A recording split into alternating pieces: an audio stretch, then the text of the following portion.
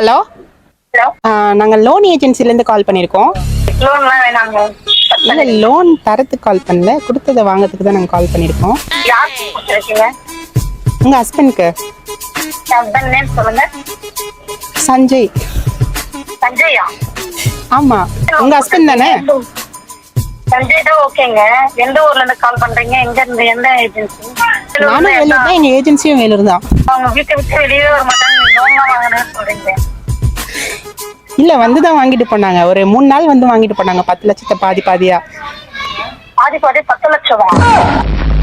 ஆமாம், பசங்களை படிக்க வைக்கணும்னு சொல்லி வாங்கிட்டு போனாங்கங்க எங்ககிட்ட.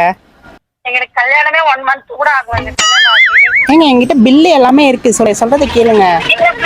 நீங்க பில்லு காமிச்சனால கல்யாணம் ஆன ப்ரூஃப் காமிச்சோம்னா 1 மந்த் தான் ஆச்சு. அதை வச்சு நாங்க என்னங்க பண்றது? எங்களுக்கு தேவை அமௌண்ட். நீங்க பில்லு காமிச்சு, நீங்க பில்லு வச்சு நான் என்ன பண்றதுங்க? நீங்க வேணா அவர்கிட்ட எனக்கு கால் பண்ணிட்டு கொஞ்சம் விசாரிச்சுட்டு சொல்லுங்க. ஓகேங்க, இருங்க, நான் கால் பண்ணிட்டு வரேன். சொல்லுமா.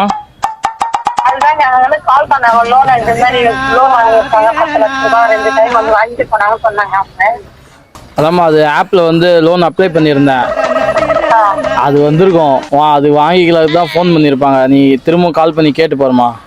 சரி, ஓகேங்க, இருங்க, நான் கால் பண்ணிட்டேன். ஓகேம்மா. ஹலோ. ஹலோ. நீ என்னம்மா கடைவாரி எல்லாம் விட்டுட்டு இருக்கியாம்மா? கடை விட்டுட்டு இருக்கியா? அவங்க லோன் வாங்கலாம் சொல்றாங்க, அப்ளை பண்ணதான் சொல்றாங்க. நீங்க என்ன லோன் வாங்கினீங்க அப்படி இப்படின்னு எதிராக சொல்லிட்டே இருக்கீங்க. உங்க புருஷன் தானே? என்னோட புருஷன் தான். ஓகே, நீ சொல்றது ஓகே. ஆனா அவன் 50,000 வாங்கினாலும் ஊரை விட்டு ஓட்டுப்பா. நீ என்னம்மா 10 லட்சம் சொல்றியம்மா? நீங்க என்னம்மா பண்றது?